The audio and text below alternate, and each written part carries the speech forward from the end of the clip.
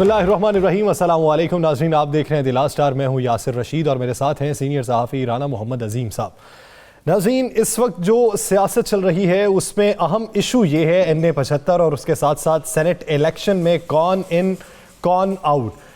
परवेज़ रशीद साहब के कागजात नामजदगी मुस्तरद हो चुके हैं। इलेक्शन ट्रिब्यूनल में भी जो उनकी दरख्वास्त थी वो भी मुस्तरद कर दी गई है और उन्हें सेनेट इलेक्शन के लिए नाअहल करार दे दिया गया। दूसरी जानिब फैसल वावडा साहब की जो कागजात नामजदगी की दरख्वास्त पर एतराज़ लगाया गया था, उस एतराज़ को भी मुस्तरद करके उन्हें सेनेट इलेक्शन के लिए अहल करार दे दिया गया है। NA-75 की जो कार्रवाई है उस पर 14 ऐसे पोलिंग स्टेशंस हैं जिसके बारे में यह बयान सामने आया है कि 14 पोलिंग स्टेशंस पर रद्दोबदल हुआ है। 14 पोलिंग स्टेशन के जो नताइज हैं वो मैच नहीं हो पा रहे फॉर्म 45 से, तो सिफारिश की गई है कि 14 पोलिंग स्टेशंस पर रीपोलिंग करवा ली जाए। जबकि दूसरी जानिब पाकिस्तान मुस्लिम लीग नून का यह मुतालिबा है कि रीपोलिंग 20, 23 या 14 पोलिंग स्टेशंस पर नहीं बल्कि पूरे हल्के में होनी चाहिए। इस पूरे सियासी मंजरनामे पर बात करने के लिए पाकिस्तान तहरीक इंसाफ की रहनुमा और वजीर सेहत डॉक्टर यास्मीन राशिद साहिबा ने हमें ज्वाइन किया है।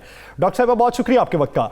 डॉक्टर साहिबा, सियासी इशू पे बाद में बात करते हैं। एक अहम इशू सरगर्म है आपके हवाले से। आपकी जो बेटी हैं उनकी अपॉइंटमेंट हुई है किंग एडवर्ड मेडिकल यूनिवर्सिटी में, उसको लेकर बड़ा वावेला मचाया जा रहा है। बहुत से एतराज़ात भी सामने आ रहे हैं।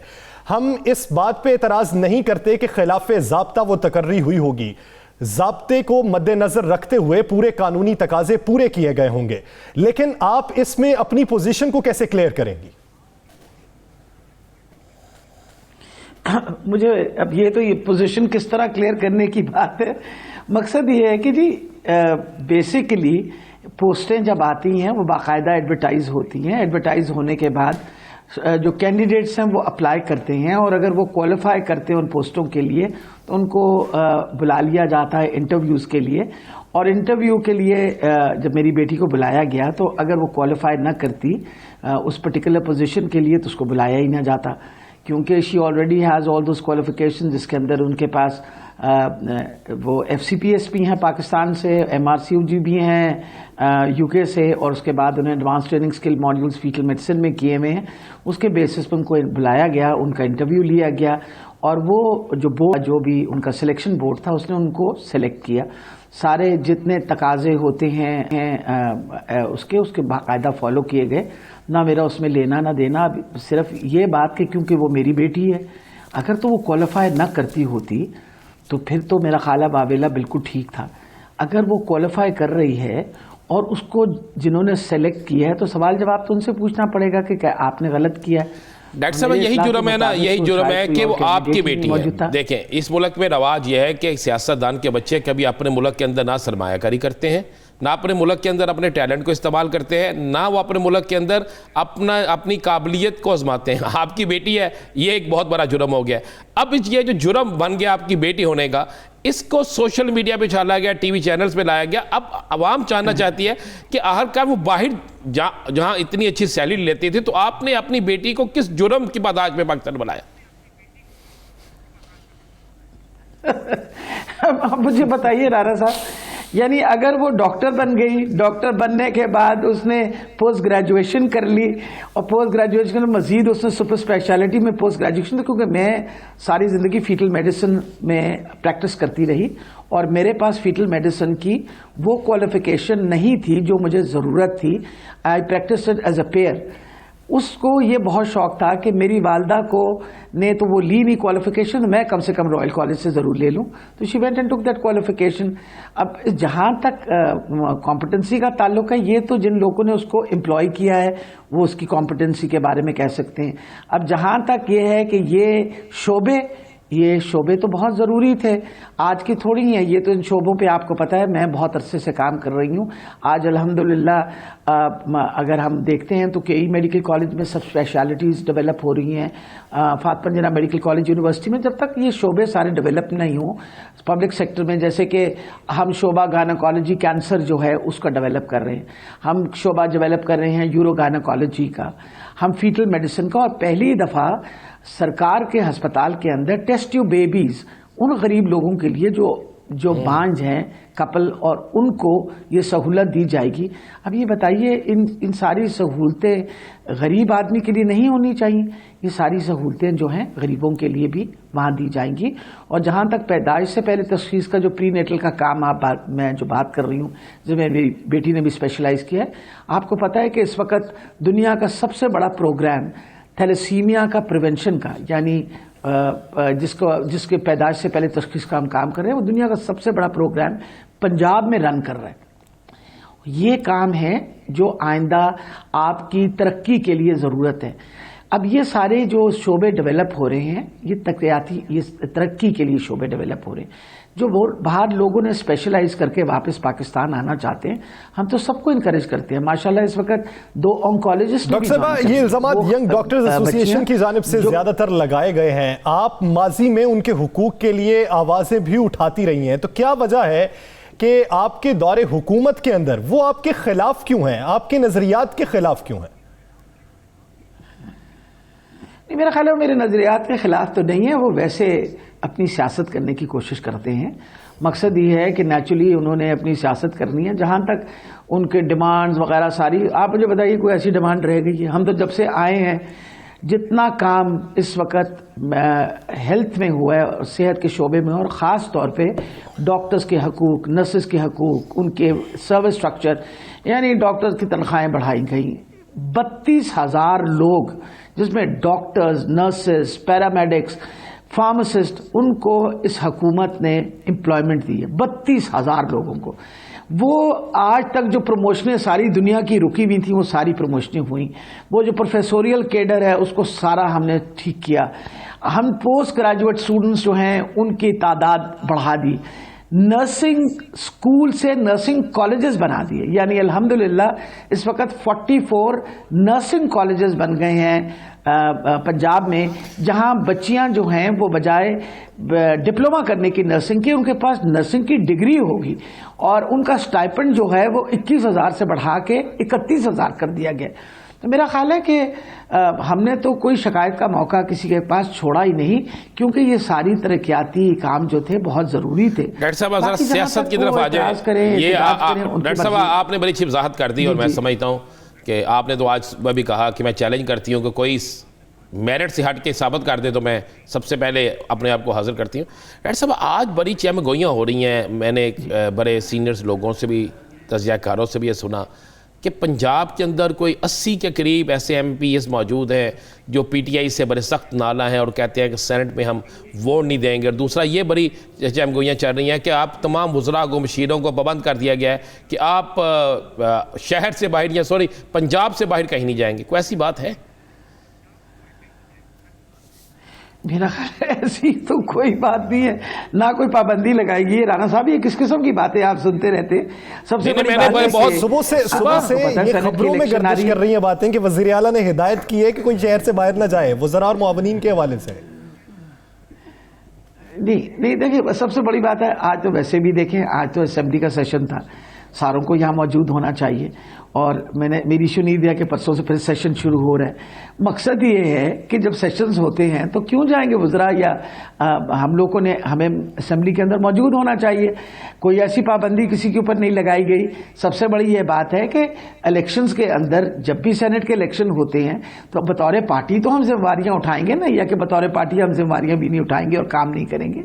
जहाँ तक ताल्लुक है कि जी कोई नाराज़ है, मैं सच्ची बात बताऊं, मेरी खबर में तो कोई ऐसी नाराज़गी किसी ने मुझे नहीं बताई, और ना ही मेरी किसी से कोई ऐसी बात हुई जिसपे मुझे पता चला हो कि कोई खुदा न खास्ता पार्टी से नाराज़ है। देखिए, इम्पॉर्टेंट ये चीज़ है कि एक बड़ी पार्टी है माशाल्लाह, इसके अंदर बहुत बड़ी तादाद में लोग हैं। कोई ना कोई बात तो ऐसी होती होगी ना, सबसे तो नहीं खुश रह सकते ना, कोई नाराजगी, पर उसका मतलब ये नहीं है कि खुदा न खास्ता। डॉक्टर साहब, आपने भी ज़िमनी इलेक्शन लड़ा, एक ज़िमनी इलेक्शन डस्का में हुआ, जिस पर बड़ा शोर मच गया और बड़ा इशू बन गया, और कहा गया कि आज तो ये कहा गया कि सारी हुकूमती मशीनरी वहाँ लग गई थी। आपने भी एक ज़िमनी इलेक्शन लड़ा था, हुकूमत उनकी थी, तो क्या आप समझती हैं कि जिसकी हुकूमत होती है, वो जिस तरह आपके खिलाफ पूरी रियासती मशीनरी लग गई थी, पुलिस क्या, बाकी मामला क्या, और रातों रात सड़कें बन जाना, जिस पे आपने प्रेस कॉन्फ्रेंस भी बड़ी की थी, तो क्या आप लोगों ने भी यही रवैया रखा था डस्का में? मेरा ख्याल है नहीं। राणा साहब, ये तो आप मुकाबला कर लीजिए उन दोनों इलेक्शनों का। अगर आप 2017 में जो इलेक्शन हुए थे, और अगर आपको याद हो तो 2 अरब रुपए जो है वो हल्का 120 के लिए वफाक की हुकूमत ने भिजवाए थे, और वो आपको पता है कि अगेंस्ट ऑल रूल्स और रेगुलेशंस यहाँ बाकायदा इस्तेमाल हुए थे। और आपको पता है कि इसके बारे के अंदर कोई मैंने 32 पिटिशंस जो हैं वो दायर की थी डिफरेंट टाइम्स पे, जो उस वक्त ज़ाब्ता इखलाक के खिलाफ काम हो रहा था। मैं नहीं शाहिद हूं, मैं उस वक्त उसी हल्के का रिहायशी था जहां पर ये इलेक्शन हुआ था। रातों रात जिस तरीके से सड़कें बनी है उसका यानी शायद मैं भी हूं। जी शुक्र है। तो कम से कम ये तो आपको पता है कि जो मेरा शोर और गुल था वो सही था। अब आप ये बताइए कि जहां तक ये इस हल्के का ताल्लुक है, इन्होंने कितनी पिटिशंस जमा करवाई कि इनके साथ ज्यादती हुई है? पता तो करिए ना। मैं तो गारंटी करती हूँ कि मैंने 32 पिटिशंस दायर, इन्हें पूछिए इन्होंने कितनी कराई। नंबर 1। नंबर 2, देखें अगर कहीं गलत काम हुआ है, इमरान खान साहब ने कहा है गलत काम को हम गलत कहेंगे, और उन्होंने बिल्कुल किसी किस्म का प्रेशर नहीं है। इलेक्शन कमीशन जो डिसीजन लेगी हम उसको मनोअन तस्लीम करेंगे। 2017 में तो मैं आपको 2015 की इलेक्शन की बात बताऊं, मैंने रंगे हाथों प्रिजाइडिंग अफसर को पकड़ा जिसके हाथ में कार्ड्स थे, आइडेंटिटी कार्ड्स। मैंने वो पकड़ के मैंने असिस्टेंट कमिश्नर को बुलाया। वो एक तो मुझे बहुत नाराज हुई और बड़ी नाला हुई। मैंने उनको कार्ड देने से इनकार करके मैं आरओ के पास गई, तो आरओ ने मुझे बाहर खड़ा कर दिया, और मेरे को आधे घंटे बाद जब इजाजत मिली मुझे अंदर जाने की, तो वो एसी उनके पास ही बैठी हुई थी। आरओ ने मुझे पहचानने से इनकार कर दिया। इलेक्शन के दिन में आई वॉज द कैंडिडेट वो स्टैंडिंग अगेंस्ट नवाज शरीफ, और मेरे ख्याल लोग पहचान चुके थे उस वक्त तक मुझे तक। आरओ ने मुझे पहचानने से इनकार कर दिया। उसने कहा आप कौन है? और मैं ये बिल्कुल गलत बयानी नहीं कर रही, आपको पता है I don't like to lie about this things.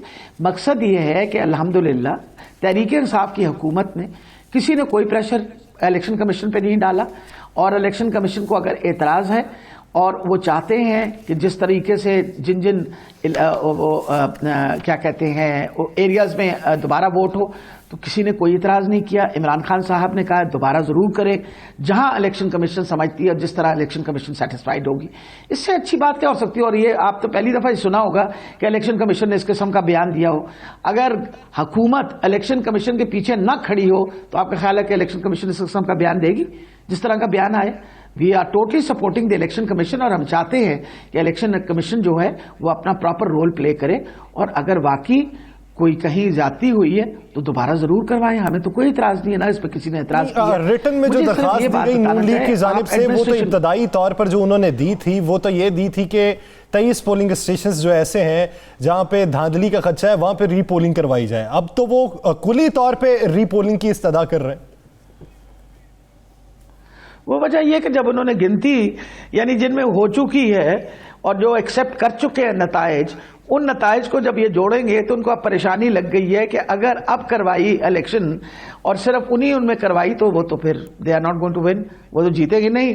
इसी वजह से उनको परेशानी लगने की वजह से वो अब आए बाय शाएं कर रहे हैं।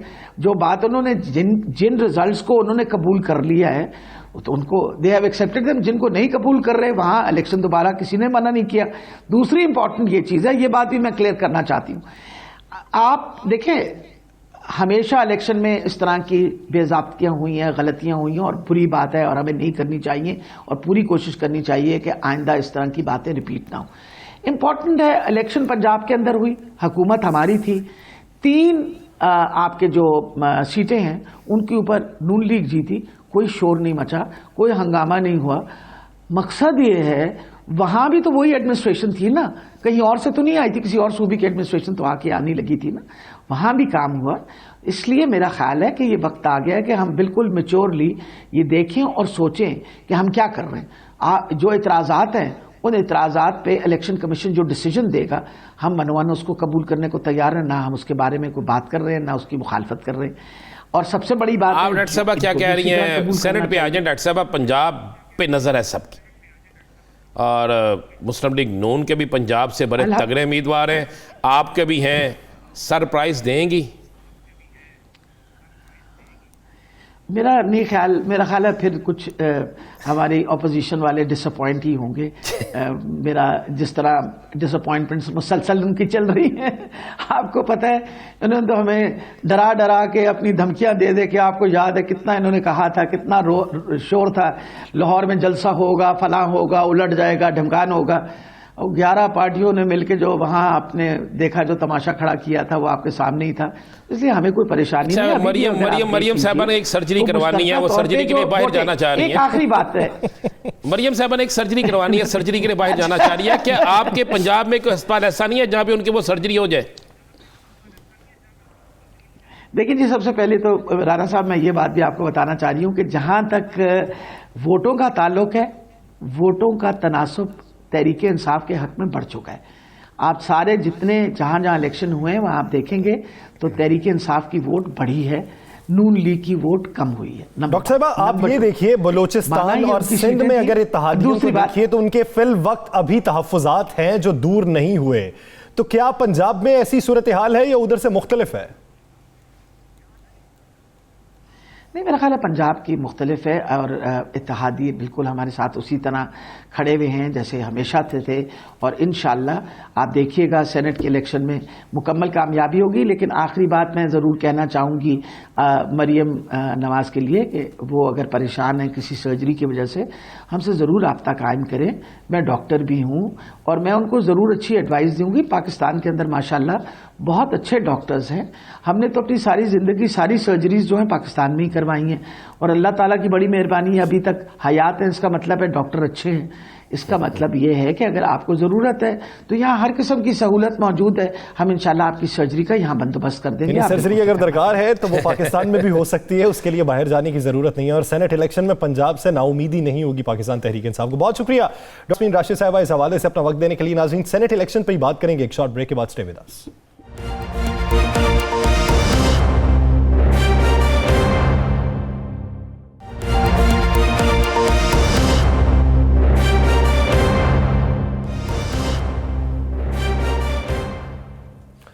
Welcome back. नाज़रीन, सेनेट इलेक्शन पे भी बात करेंगे लेकिन उससे पहले कुछ डस्का की बात कर लेते हैं, NA-75 की, जो आज तक तहकीकात हुई और उस तहकीकात के नतीजे में जो शवाहिद सामने आए और जिस पर सिफारिश की गई है RO की जानिब से कि 14 पोलिंग स्टेशन पर रीपोलिंग करवा ली जाए, जिस पर पाकिस्तान मुस्लिम लीग नून ने यह मौक़िफ़ अपनाया कि हम क्यों करवाएं 14 पोलिंग स्टेशंस पर, हम क्यों करवाएं 20 पोलिंग स्टेशंस पर। उनका यह कहना है कि 20 पोलिंग स्टेशंस में धांधली करके आपने राह हमवार की बकिया 340 पोलिंग स्टेशंस पर धांधली के लिए। अब देखिए कि इलेक्शन कमीशन की जानिब से फैसला क्या आता है। चीफ इलेक्शन कमीशन ने तो इंदिया दे दिया कि अगर हमें यह लगा कि नताइज ठीक नहीं है तो जारी नहीं होंगे, तब रीपोलिंग होगी। राना साहब, 20 पोलिंग स्टेशंस पर क्या इंतखाबात होंगे या कुली तौर पर होंगे या मुस्तरद कर दिए जाएंगे? अब तक की जो शवाहिद लगते हैं उसके मुताबिक तो 14 पोलिंग स्टेशंस हैं और मार्जिन भी थोड़ा सा ही है। देखिए, मेरे पास जो इतला है 14 पोलिंग स्टेशन पर या 23 पोलिंग स्टेशन जो है इन्हीं पर दोबारा पोलिंग होगी। मेरे पास जो इतलात हैं जो कानून, मैं आपको आज ना हम अपने प्रोग्राम में एक और चीज़ ब्रेक, देखिए हमने कल कुछ चीज़ें ब्रेक की थी यासर, और उसी वो सी चीज़ मैं आपको एक तो बताता चलूँ। अब मुस्लिम लीग नून क्यों बागी है? मुस्लिम लीग नून क्यों बागी है? वो इसलिए कि आप ये देखिए कि मार्जिन बहुत कम है, अगर उधर दोबारा भी हो जाता है तो फिर कुछ फायदा नहीं। मुस्लिम लीग नून जब इलेक्शन शुरू हुआ तो मुस्लिम लीग नून जो जीत रही थी, जब तक इन हलकों का पोलिंग स्टेशन का रिजल्ट नहीं आया तो यासर वो 3 से 4 हज़ार के दरमियान मार्जिन था जिससे जीत रही। ये जो 23 पोलिंग स्टेशन है जिसका शोर मचा, ये 23 के 23 वो पोलिंग स्टेशन है जिसमें मुतनाज़ा polling station number 2, 3, 6, 7, 8, 9, 11, 22, 23, polling station number 24, 26, 45, 47, 49, 5, 51, 90, 91, 92, 140 ये है। अब इन मुतनाज़ा पोलिंग स्टेशन कुल वोटर की तादाद है 28,942। अब सियालकोट में यहाँ पे अगर आप देखें तो इनमें से अगर आप सारा कुछ चेक करते हैं तो ये वो इलाके हैं कि जहाँ पर तहरीक इंसाफ के उम्मीदवार के, ये देहाती इलाके हैं जहाँ पर तहरीक इंसाफ के उम्मीदवार जो थे उनका सबसे ज़्यादा जोर इन इलाकों में था। यानी माजी के जो इलेक्शन इन्होंने लड़ा उसमें भी इनकी लीड इन्हीं इलाकों से थी। और मज़े वाली बात यह है कि जब इन्होंने इनके लोगों ने शोर डाला कि जनाब इन इलाकों में जिस वक्त रात 3 बजे एप्लीकेशन दी जाती है कि इन पोलिंग स्टेशनों पे अगर रिजल्ट जो है हमें नहीं मंजूर, याद है 3 बज के कुछ मिनट पे दी, 3 बज के कुछ मिनट पे ये दी जाती है, 3 बज के कोई उससे फौरी बाद इनके पास रिजल्ट, इनके जो अपने एजेंट थे। अब सोचने वाली बात है, मान लिया वहां पे पोलिंग एजेंट जो इनके अपने थे वो तो मौजूद थे ना, उनके पास तो एक रिजल्ट था ना, फॉर्म 45 है, मैच किए उन्होंने, उसमें भी 1000 का फर्क है। जब उनके पास इनके पास वो फार्म पहुंचते हैं तो 45 पहुंचने के बाद जब ये आपस में जमा तफरीक करते हैं तो इन्हें नजर आता है कि ये सारी जीत सारा निकाल के तो फिर वो जीत रहे हैं। इनके अंदाजे मुताबिक फिर भी पीटीआई का उम्मीदवार वहां से 2 से 3000 के मार्जिन से जीत रहा है। अभी मुकम्मल इनके पास नहीं आया होता। तो जिसके बाद ये शोर डालते हैं, नहीं भाई अब ये ना कहे कि हम इन 19, 20, 23 या 14 हलकों में 14 पोलिंग स्टेशन पर दोबारा पोलिंग कराएंगे, क्योंकि इनके एजेंट इन्हें बता चुके होते हैं कि आप अगर दोबारा यहां पे पोलिंग भी होती है तो हम बुरे तरीके से हार जाएंगे। मैं ये समझता हूं इन्हें तब भी ये पता नहीं था कि हार जीत है। बयान सुबह का अगर आप देखें तो एहसन इकबाल साहब का सुबह का बयान है जो वो कहते हैं कि 20 पोलिंग स्टेशन पे दोबारा होनी चाहिए, ये तो दोपहर को जाके इन्होंने बयान नहीं, मेरे पास जो सदका मैं आपको बताता हूं कि जो इनकी एक मीटिंग होती है ना, मीटिंग जहां पे होती है उस डेरे पे जब ये रिजल्ट इकट्ठा करते हैं, सब देखते हैं तो उस रिजल्ट पे नजर आ जाता है। तो उसके बाद ये अब चूंकि सारे लीडर थे, अब इन्होंने कहा सियासी प्रेशर बनाए, कोई ना कोई ऐसी चीज करे। जब इनका कोई चीज काम नहीं चल सका तो इन्होंने एहसन इकबाल अपनी बोली बोलना शुरू हो गया। देखें एहसन इकबाल 20 पे आता है, मोहतरमा जो है सईदा साहबा जो नूनी के उम्मीदवार है वो 23 पे आती हैं, और उसके बाद इन्हीं के एक लीडर जो है वो 16 पोलिंग स्टेशनों पे आ जाते हैं। अब किसी एक की तानवान जो है आपस में नहीं मिलती। मेरे पास जो मुसद का इतला है, जब ये आपस में वो फार्म 45 चेक करते हैं, आपस में गिनती करते हैं, गिनती के बाद इन्हें नजर आता है कि ये सारे अगर हम अपने रिजल्ट भी देते हैं जो इनके पोलिंग एजेंट्स के रिजल्ट हैं तो उसके बाद भी ये हार जाते हैं। हाँ जी, उसके बाद 1200 का फर्क है, 1200 उसके बाद ये शोर मच जाता है। अब इनके 3 पोलिंग एजेंट ऐसे होते हैं, मैं अब आपको बता दूं 3 पोलिंग एजेंट इनके ऐसे हैं जो मैं उन स्कूल्स का नाम भी बता देता हूं, हम अपने प्रोग्राम में इसे ब्रेक कर देते हैं। Government community model school, government boys elementary school, government boys primary school Jahangiri Shah, उसके अलावा government girls primary school, government boys elementary school. ये इनके जो एजेंट होते हैं यहां पे मार्जिन ज्यादा है पीटीआई का। ये कहते हैं जनाब ये जो हमें मिला है फार्म जिसकी हमने की है, इस पे मार्जिन इतना ज़्यादा है कि हमें नज़र नहीं आता कि हम इस मार्जिन से बाहर निकल सके। तो इनको कहा जाता है कि आप शो डाल दें कि आपको मिला ही नहीं रिजल्ट। अब वहां पर वीडियो मौजूद है, मैं आपको ये भी इंकशाफ कर दूं, एक वीडियो मौजूद है जब इनको रिजल्ट दिया गया है तो इनके वो इन्हीं के बंदे ने वो एक वीडियो बनाई रिजल्ट लेते हुए, वो वीडियो जो है वो वायरल भी कर दी, बाद में इन्होंने डिलीट की, लेकिन जब एक वायरल होगी तो किसी न किसी के पास चलेगी, वो पीटीआई के पास मौजूद है, इंतजामिया के पास भी मौजूद है। अच्छा मजे वाली बात है, आपको पता है ना वहां पे कैमरे भी लगे हुए हैं। जी अब ये रिजल्ट लेके जब बाहर निकले हैं तो इन्होंने इस तरह रिजल्ट लेकर निकले हैं, निकलते हुए हर सब चीज मौजूद है। अब इन जिन स्कूलों के मैंने नाम लिया, इन स्कूलों के जो इनके पोलिंग एजेंट है वो कहते हैं हमें तो फार्म 45 मिला ही नहीं। भाई नहीं मिला तो जो लेके निकले थे वो क्या था? वो लव लेटर था? वो क्या था? को खाता था? क्या था? कुछ था ना। अब ये पूरी एक प्लानिंग जो थी इनकी होगी नाकाम। अब ये हर सूरत में चाहते हैं कि इलेक्शन हो तो पूरा हो, नहीं तो नहीं होगा। अब इनकी प्लानिंग ये है कि ये पीडीएम के प्लेटफॉर्म से अब ये शोर डालेंगे, मुस्लिम लीग नून के हाले नहीं, पीडीएम के प्लेटफॉर्म से ये शोर डालेंगे। अब पीडीएम के दीगर रहनुमा चाहते हैं कि सेनेट इलेक्शन की तरफ तवज्जो दें, ये चाहते हैं नहीं जनाब इसी इलेक्शन की तरफ तवज्जो दें ताकि हुकूमत के खिलाफ हम कोई ना कोई महाज बना सके। अब महाज बनाने के लिए इन्होंने कोशिश करनी है पूरे हल्के में इलेक्शन हो। मैं आपको एडवांस बताता हूँ पूरे हल्के में इलेक्शन नहीं होगा, ये मुमकिन नहीं है। अगर ऐसा होगा तो फिर इससे पहले तमाम इलेक्शन ऐसे होंगे, इसके बाद भी होंगे। फिर नौशहरा वाला इलेक्शन अगर उसका भी मिल गया तो फिर क्या करेंगे? बाकी जगहों पे मिल गया फिर क्या करेंगे? और ये पहली मिसाल होगी कि इतनी जल्दी कोई फैसला होगा। यस सर जी, इतनी जल्दी फैसला कभी हुआ नहीं। मैंने तो आज तक हिस्ट्री में इतनी जल्दी फैसले होते नहीं देखे, और ये पहली दफा होगा इतनी जल्दी फैसले होंगे। और जब इतनी जल्दी फैसले होंगे तो ये सारा कुछ होगा, होना ऐसा ही चाहिए। अब मुस्लिम लीग नून इस इलेक्शन का अगर ये 20 हल्कों में होता है या 18 में होता है, पोलिंग स्टेशन पे होता है, इसके बाईकाट की तरफ तवज्जो देने और कर रहे हैं। वो कोशिश करेंगे कि इसका हम बाईकाट करें और इसको पूरा इलेक्शन लेकर जाए। उसके लिए उनकी सुप्रीम कोर्ट की पिटीशन भी तैयार हो रही है।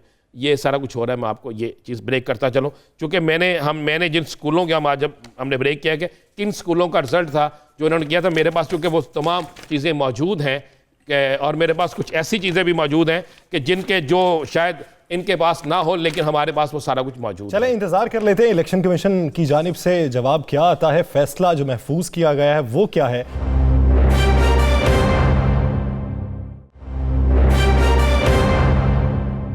सेनेट इंतखाबात की भी बात कर लेते हैं। परवेज रशीद साहब आउट हो चुके हैं। मरियम नवाज साहिबा ने यह भी कह दिया कि वो एक फ़र्द नहीं, सोच और नज़रिए का नाम है, और उन्हें कानूनी जंग जारी रखने का उन्होंने ख्वाहिश का इजहार किया कि आप अपनी कानूनी जंग जारी रखें। तो सेनेट इंतखाबात में जोड़ तोड़ के हवाले से कुली तौर पर अगर पीडीएम को देखा जाए तो पीडीएम क्या बैकफिट पे खड़ी दिखाई देती है या फिर अभी भी फ्रंट फिट पे मौजूद है? या सर, आज सुबह से लेकर शाम तक आप बुलेटिन पढ़ते रहे, परवेज रशीद के कागजात नामजदगी मुस्तरद होने के बाद सर मुझे बता दें पीडीएम के कितने लोगों के बयान आए हैं? वो तो पहले भी मुस्तरद होने के बाद जितने लोगों के आए थे उतने ही लोगों के आए। क्या किसी ने इजहार अफसोस? मुस्लिम लीग नून के अंदर कितने लोगों के आए हैं? मरीम नवाज साहब का सिर्फ बयान है, यहाँ ख्वाजा साद रफीक है जी। इसके अलावा मुझे बताएं, शहबाज शरीफ, हमजा शहबाज, ट्वीट चले जाता ना, कोई और इस्तेमाल करता है ना। पंजाब असम्बली के अंदर कोई गूंज। नारायण साहब, इस पे बात करने का फायदा क्या है? मैं आपको अंदर की खबर दे रहा हूँ ना जी। अब आपको खबर दे देते हैं कि परवेज रशीद के कागज मुस्तरद होने के बाद एक तो मुझे अफसोस ये हुआ कि मैं भी बतौर रिपोर्टर, जब ये परवेज रशीद साहब पंजाब हाउस में ठहरते थे तो इस्लामाबाद के सारे रिपोर्टर जानते हैं, मैं भी जानता हूँ, वहीं पे मिलते थे। आज कहा गया जी वो पंजाब हाउस में ठहरते नहीं थे, तो फिर कहाँ ठहरते थे भाई? क्यों हमारे सियासतदान के कोलो फेल में तजाद है? क्यों इस तरह गलत बयानी की जाती है? अब परवेज रशीद के कागज मुस्तरद होने के बाद आपको पता, आज फिर मियाँ नवाज शरीफ ने फ़ोन किया, परवेज रशीद से भी बात हुई, आज उनकी मरियम साहिबा से भी बात हुई, आज उनकी बात फिर दोबारा पीडीएम की अहम तरीन शख्सियत मौलाना फजलुर रहमान साहब से भी, और कहा गया कि जनाब मौलाना साहब, लगता है कि एक प्लानिंग के तहत मेरे करीब तरीन साथियों को, ये लफ्ज़ मैं आपको बता रहा हूँ, करीब तरीन साथियों को सियासत से दूर किया जा रहा है। मौलाना साहब ने कहा जी मुझे भी ऐसे लग रहा है। उन्होंने कहा फिर इस पर तो हमें आपको स्टैंड लेना चाहिए। तो मौलाना साहब ने कहा जी क्या स्टैंड लें, फैसला आ गया। आज मौलाना साहब ने भी कोई पंजाबी कही था ना, तान नहीं पाई, कोई लिफ्ट उस तरह नहीं करवाई। शायद मौलाना साहब को किसी और तरफ से थोड़ी बहुत लिफ्ट हो गई हो।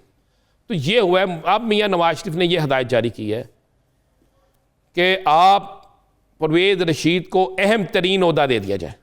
क्या सर? परवेज रशीद को पार्टी के अंदर अहम तरीन ओहदा दे दिया जाए। हालांकि सबसे अहम तरीन ओहदा है भी उनके पास, समझे, मरियम साहिबा क्या सब कुछ भी उनके पास है और मियाँ नवाज शरीफ साहब का भी सब कुछ उनके पास, लेकिन इसके बावजूद वो परवेज रशीद को अहम तरीन ओहदा देने का फैसला कर चुके हैं।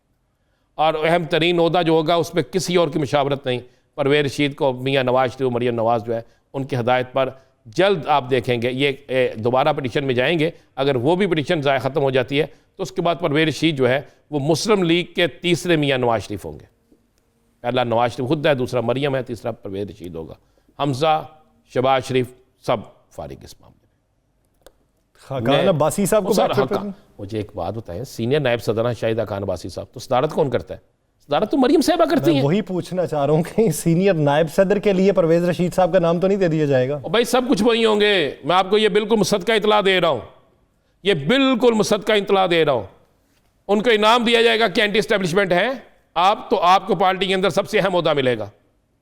अभी वो कोशिश करेंगे कि आखिरी हद तक जाएं, वो सेनेट का इलेक्शन लड़ें, लेकिन अगर वो नहीं लड़ सकते, नहीं उनकी अपील मंजूर होती, तो फिर उन्हें पार्टी में अहम तरीन ओहदा दिया जाएगा। और अगर उनकी अपील मंजूर हो जाती है तो मैं आपको एक और बात बता दूं, फिर मौलाना से किया वादा वफा नहीं होगा। हो सकता है फिर परवेज रशीद को सेनेट में किसी अच्छी जगह इलेक्शन लड़ाया जाए। अच्छा चले राना साहब, अब जो नामों पे गौर हो रहा है, बेहतरीन उम्मीदवार कौन सा दिखाई दे रहा है? जो मरियम के करीब होगा। मैं बिल्कुल आपको ठीक कह रहा हूं। एक तो जी उसके बेटे को मिलेगी टिकट, मेरी तलाक, शाहिदुल्लाह खान साहब के बेटे को। दूसरा कुरा जो है ना वो ज़्यादा दो नाम, इरफान सदीकी और खोखर बरादरान, सैफुल मुलूक खोखर। हाँ देखिए, सैफुल मुलूक खोखर जो है ना, वो कहते हैं ना जान है ना चिड़िया की, तोते की जान जिसमें होती है। ज़्यादा चांसेस कहते हैं परवेज रशीद साहब वाली सीट पे सैफुल मुलूक खोखर साहब। मैं कह रहा हूँ तोते की जान किस में होती है? बात यही होता है, ये उल्ट चल रहा है सारा सिलसिला। और मैं आपको इसलिए कह रहा हूँ कि फैसला कोटलाकपा जेल से नहीं आना, कैंप जेल से नहीं आना, फैसला आना है लंदन से। और लंदन से फैसला जो है मेरी इत्तला के मुताबिक आ चुका है। सिर्फ एक हुज्जत तमाम जो है उसको करने की कोशिश की जा रही है, लेकिन ये फाइनल हो गया। और मैं आपको एक और चीज़ बता दूँ, आज एक और बड़ी खबर दे दूँ। आज सुबह से बड़ा डिस्कस हो रहा है ना, बड़े बड़े हमारे मारूफ तजियाकार दोस्त कह रहे होंगे, हम तो बड़े जूनियर हैं, वो कह रहे हैं कि KPK के अंदर ग्रुपिंग हो गई, जी जी, बहुत बड़ी ग्रुपिंग है। पंजाब में किसी ने 100 किसी ने 50 कह दी है। सिंध के अंदर लियाकत जदोई के बयान के बाद बड़ी हलचल मची हुई है। वज़ीर-ए-आज़म पाकिस्तान इमरान खान सब फैसला कर चुके हैं, एक दफ़ा वो सबको मनाएंगे और उसके बाद जो नहीं मानेगा वज़ीर-ए-आज़म बड़ा सख्त कदम लेने जा रहे हैं।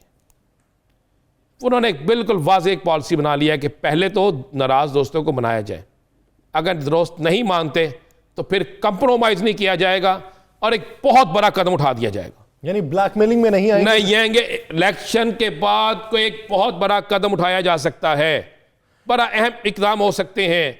फिर ज़हन में रखिएगा, खेडांगे ना खेडन देंगे, पर रद्दोबदल का भी इम्कानात है, लेकिन फिल वक्त मनाने की कोशिश की जा रही है कि बेहतरी का रास्ता इख्तियार कर लिया जाए, मुफाहमत का रास्ता इख्तियार कर लिया जाए। लेकिन अगर वो ना हुआ तो फिर इलेक्शन के बाद कोई हार्श स्टेप भी उठाया जा सकता है। नाज़रीन, दीगर इश्यूज पर बात करेंगे एक शॉर्ट ब्रेक के बाद। Stay with us.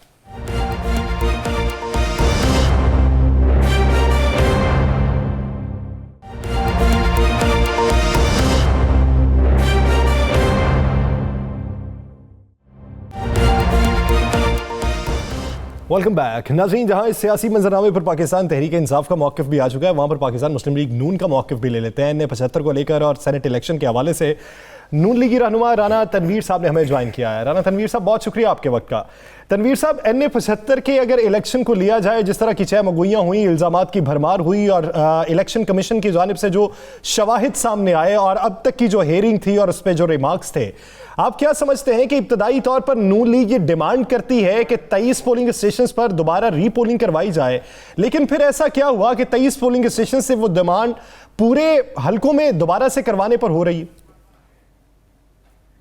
देखिए, ये कोई अनोखा सा इलेक्शन था NA-75 में, क्योंकि मेरे साथ का ये हल्का है। अगर आपको कुछ अंदाजा हो तो ये नारंग मंडी के, ये उधर से दस्ते से आता है तो इधर आगे मिल जाता है, किला कालर वाला कहा करिए नारवा रोड पे। तो मैंने तो वहाँ देखा है जो जिस तरह हुआ, जिस तरह ये सारे मामला हुए, कि जब वो इलेक्शन के रिजल्ट आ रहे थे तो मुझे वहाँ से लोग, क्योंकि हमारे साथ उनके काफी आना जाने मरासम है, तो वो मुझे कह रहे थे फोन कर करके, मुबारक हो जी, हम यहाँ से 30 वोट उनके हैं, 500 हमारे, इस तरह की बता रहे थे। लेकिन यही लोग जब गायब हो गया तो ये उल्ट पुलट और कितनी परसेंटेज होगी। दूसरा, हल्के में जितनी गुंडागर्दी हुई है, मैं समझता हूँ कि ये एक 2018 का इलेक्शन भी मेरा भूल गया लोगों को। तो जब मजीद पता चला कि हर जगह ही जिन्होंने गड़बड़ की है, तो उसमें ये कहना कि सारे हल्के का इलेक्शन कराया जाए, इसमें कोई बुराई नहीं है, बल्कि बेहतर है, इसमें शफाफियत इलेक्शन में आ जाएगी। और ये जब इलेक्शन होगा तो मेरा ख्याल इससे ज्यादा साफ सुथरा होगा, क्योंकि काफी फोकस्ड होगा। तो ये मेरा अब हमें पूरे हल्के का रीपोल की तरफ जाना चाहिए। राना साहब, आपका कहना है कि पूरे हल्के के रीपोल की तरफ जाना चाहिए। अगर कल फैसला आता है कि उन पोलिंग स्टेशनों पे जिस पे आरओ ने आज रिपोर्ट दी है 14 पोलिंग स्टेशंस की, कि यहाँ पर इलेक्शन मुतनाज़ा रहा है, अगर 14 या 20 पोलिंग स्टेशन पर दोबारा इलेक्शन का ऐलान होता है तो क्या मुस्लिम लीग नून इलेक्शन लड़ेगी, बाईकाट करेगी या अदालत जाएगी? देखिए, मेरे पास तो अभी पार्टी का कोई नहीं है इस मसले पे क्या फैसला है, लेकिन मेरी जाती राय जो मैंने राना साहब इतने सालों में इलेक्शन मैंने लड़े हैं, सारे इलेक्शन लड़े हैं 85 से, और मेरा ये एक्सपीरियंस है, तजर्बे की बुनियाद पे कहता हूँ कि पंजाब गवर्नमेंट, फेडरल गवर्नमेंट उनकी है, और इस तरह सिलेक्टेड किस्म के करना कोई हमें उसमें हिस्सा नहीं लेना चाहिए, बल्कि बाइकाट कर देना चाहिए या अदालत में जाना चाहिए। जब तक सारा रीपोल ना हो उस वक्त तक कोई फायदा नहीं है उस इलेक्शन का, अगर वो 14 या 15 या 20 करते हैं। राना साहब, इलेक्शन कमीशन की जानिब से उठाया जाने वाला इकदाम और नताइज को रोक देना, हेयरिंग करना, ये आपके लिए तो आपकी पार्टी के नज़दीक तो काबिल सताइश बात थी, आप सराहते भी रहे हैं, लेकिन जब इलेक्शन कमीशन 14 पोलिंग स्टेशन पर रीपोलिंग का फैसला देगा तो वो काबिल कबूल क्यों नहीं होगा? देखिए, मैं आपको बताऊं कि कुल इस हालात में अगर उन्होंने रोका तो मैं समझता हूं कि ये वाकई काबिल सताइश बात थी, लेकिन मैं समझता हूं कि इसके अलावा चाराकार भी कोई नहीं था उनके लिए। ये इलेक्शन कमीशन की साख इतनी खराब हो जाती क्योंकि ये तो रोजे रोशन की तरह वहाँ जो गुंडागर्दी हुई है, जो फायरिंग हुई है, जो बंदे मरे हैं या जिस तरह अगवा किए गए हैं, अब ये रेडिकल, अब देखे ना, वो कहता है जी जो आज आपने रिटर्निंग अफसर की जो स्टेटमेंट है, उसने रिटर्न स्टेटमेंट सबमिट की है, अगर आपकी नजर से गुजरी हो तो मेरा बंदा वैसे ही परेशान हो जाता है कि यार ये स्टेट इस तरह की है जिसमें ये काम हो रहा है। सिस्टम जो है वो उसका मुंह चढ़ा रहे हैं, कोई इंतजामिया, चीफ सेक्रेटरी, आईजी, कोई डीपीओ, कोई आरपीओ, कोई फोन ही नहीं सुन रहा इलेक्शन कमीशन का। ये कभी आपने सुना है? और इलेक्शन कमीशन के पास इख्तियारात क्या कि इलेक्शन कमीशन पूरी इंतजामिया को बदल सकता है जब इलेक्शन आता है, बदलते रहे हैं। तो मैं तो समझता हूँ कि दुनिया में किसी जगह भी देखें, इंडिया की मिसाल ले लें, वहां जब इलेक्शन होता है तो चीफ इलेक्शन कमिश्नर आल एलान हो जाता है, वो उधर प्राइम मिनिस्टर, बिल्कुल, और वहां sitting prime minister, sitting cabinet. और राणा साहब को पता होगा वहां इंडिया में तो भाई केयर टेकर नहीं वहां होता, वो तो मोदी है तो मोदी इलेक्शन करवाता है, प्राइम मिनिस्टर रहता है टिल लास्ट डे कि नया प्राइम मिनिस्टर आ जाता है। तो राणा साहब उस वहां तो इलेक्शन फर्स्ट क्लास हो जाते हैं, तो यहाँ ये हाल है कि वो प्राइम मिनिस्टर सिटिंग भी कुछ नहीं कर सकता, election commission total take over कर लेता है। बिल्कुल दुरुस्त कह रहे हैं आप। अल्लाह करे इस मुल्क में इलेक्शन का, चूंकि आप तो बड़ी चीज़ें बर्दाश्त कर चुके हैं, मुझे पता है बड़ी अच्छी तरह कि जीती हुई कई नशस्तें आपसे किस तरह छीनी गई। हम तो चाहते हैं इस मुल्क में अच्छा निज़ाम आए और बेहतर हो। राणा साहब बात कर लें सेनेट इलेक्शन की। PDM ने मुतहिदा तौर पर यूसुफ रज़ा गिलानी साहब को अपना उम्मीदवार नामजद किया। ये शाहिदा खान अब्बासी साहब खुद उनके साथ ये कागजात जमा करवाने, सारा कुछ हुआ। यूसुफ रज़ा गिलानी साहब ने कल बयान दिया कि एस्टेब्लिशमेंट बिल्कुल न्यूट्रल है। बड़ा अच्छा उन्होंने बयान दिया। मुस्लिम लीग नून का बयानिया बिल्कुल इससे हटके है। तो क्या कल जो बयानिया यूसुफ रज़ा गिलानी साहब का था, मुस्लिम लीग नून उसको ऑन करती है? मैं यूसुफ रज़ा गिलानी साहब का बता रहा था कि वो एक मंजे हुए सियासतदान है, उनका कैरियर आप देखिए, मुख्तलिफ पोजिशनों में उन्होंने बहुत काम किया, मुख्तलिफ वज़ारतें की, स्पीकरशिप की, प्राइम मिनिस्टर रहे। अब जो उन्होंने बात की है, उन्होंने कहा कि मेरा ख्याल है, मुझे लगता है, ये उन्होंने कहा कि वो न्यूट्रल है, उन्होंने ये उनकी एक अंदाजा है। आप बतौरे बहुत बड़े लीडर भी हैं, सियासी कारकुन भी है और आपकी बड़ी जद्दोजहद है, आप इस बयान के हिसाब से क्या कहते हैं कि वाकई समझते हैं ना जो यूसुफ रज़ा गिलानी साहब ने कहा, चले मान ले 3 माह कि 3 माह से मामला ठीक है, आपके नजरिए के मुताबिक? मैं समझता हूँ कि देखिए यूसुफ रज़ा गिलानी साहब भी तो यही कहा है ना कि अब उन्होंने ये बात किया और सिग्नल ऐसे हैं राणा साहब के जो इस तरह की बातें विस्परिंग या वाइब्रेशन है कि जी अब वो चाहते हैं कि हम इससे निकलें या इससे हट जाएं, ताकि जो पीछे मामला चलते रहे हैं, जिस तरह नाम आया वो नहीं आना चाहिए।